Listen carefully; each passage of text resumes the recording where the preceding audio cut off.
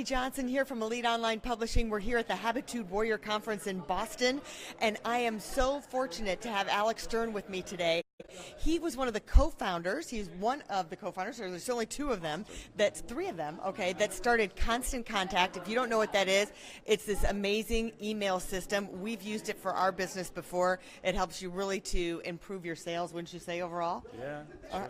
So what he did was he started the company, he took the company public, and then they sold the company. So he knows what it is to start a business, grow a business, and now he's here to speak about the pillars of business, and he's helping some other small companies start and get over those hurdles. Sure. Alec, tell us some of the things you're going to talk about. You've got these great pillars of business that help small businesses and entrepreneurs. Yep. Give us some of those things that you're going to tell us while you're here. Sure. Just one thing I want to just note, though, with Constant Contact, we ended up with 1,500 people when we the company ultimately sold, and so if the team, was what brought the company to that level, and we had an amazing management team that came in that really helped us scale, and then which led to going public and then also selling. So that goes to your point of having that venture capital that to take that small business to grow it, that you got an infrastructure that you could grow and have more employees and have that team to help you reach your goal. Right. Yeah. And I think just like any business, first you'd look at the founder or founders.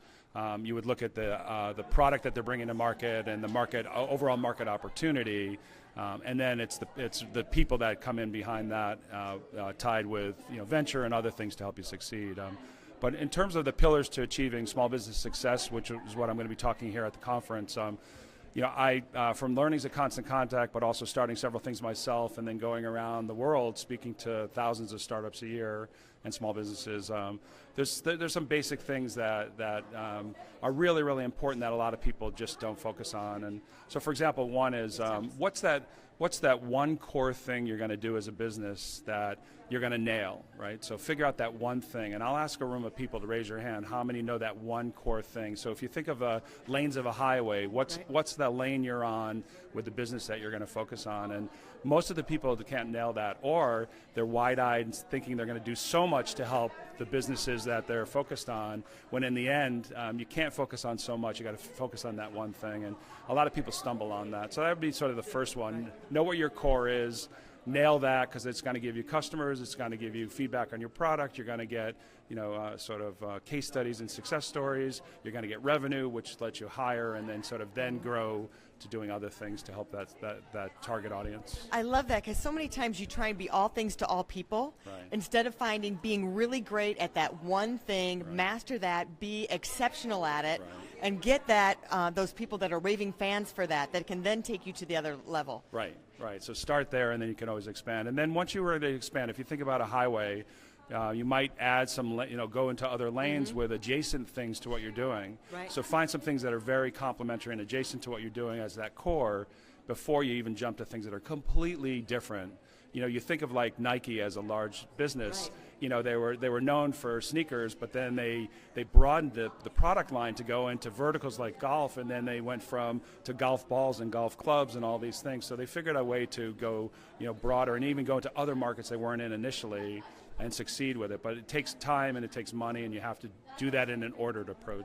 And I think it was Steve Jobs, the CEO of Nike at the time, or the owner of Nike, was talking with Steve Jobs, and he says, well, what do you think about what we're doing? And Steve Jobs said, I would get rid of everything and just find the one thing that you're really good at and stick with that, and then go into those other lanes of the highway, like you said. Sure. And I love what you said. I'm just going to back up a little bit. For those of you that want to start a business and are looking for VCs, he gave some great tips in the beginning about what he's looking for when he's looking to put money in, and the things that you need when you're wanting to start that company and find that niche, which I think you said, which is really important. What is one other pillar that you can give us? Well, I've got him locked in here before I let him get away. Give us one more pillar for everyone that you think would be helpful. Okay, yeah, so there are many, but I think the one I like to say is look big, act big, become big. It's around perception, and so even in your earliest days, professionalize everything you're doing. Don't have a Gmail or a Yahoo email address.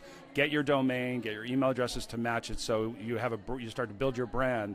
But then when you're starting to go out and you're going to talk to customers, and you're going to talk to partners, and eventually talk to people maybe about venture capitalists and angel investors about raising money, professionalize, even a small PowerPoint with 5 or 6 slides, like here's who we are, here's what we do, here's what makes us different and better, here's what maybe our early customers are saying, and so professionalize that and put it in some slides so they think it's not your first time talking to someone like them.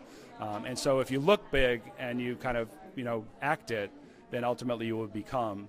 And so that's everything from when you're on the phone, even speaking to them, just be as professional as you can and really button up those things so it's not, today we want to just do 147 character texts and we don't want to speak to them, we want to just send them a quick little email, but think of ways to set yourself apart and start to build your brand right out of the gate. We tell our authors that it's funny, they have a transition, so they launch their book, they're all excited, and they're not sure they're going to really be a bestseller. They become a #1 best-selling author, and we had one recently, a friend of yours, Jessica Lee. Yeah. She was a bestseller in 6 categories, and she had an event to go to the next day, and she's like, yeah, I kind of believe it. And I said, listen, when you had the vision, like, what does a best-selling author walk like? What does she talk like? How does she carry herself when she's going to walk in that room that you're going into the event? She's like, oh, yeah, I didn't think about that. So it's the same thing he's saying. If you're going to be the best-selling shoe person, the best-selling widget person, what is that brand? How do they carry themselves? How do they talk? How would they text message? How would they send an email? Sure. And to your point, it's the look as well. Like, a lot of people think, especially in tech, well, I can be casual and just jeans and, have my shirt out and whatnot. But always just try to professionalize yourself even in that look because people are judging you. And so in the case of someone, and Jessica's now, she's 7 categories, I understand. Yeah, 7. So 7 categories best-selling author for her first book, which is so amazing. And like she just to have that to an air walking in a room for people to say that's a best-selling author, whatever that is and whatever you need to do to have people perceive that. That's really important. That's great. Thanks for coming. Thanks for giving us your time today, Alec. We you. really appreciate it. Right. Tell us where they can find more information about you. I think you do some consulting and things like that, and speaking definitely. Yeah. If you'd like Alec to speak. Sure.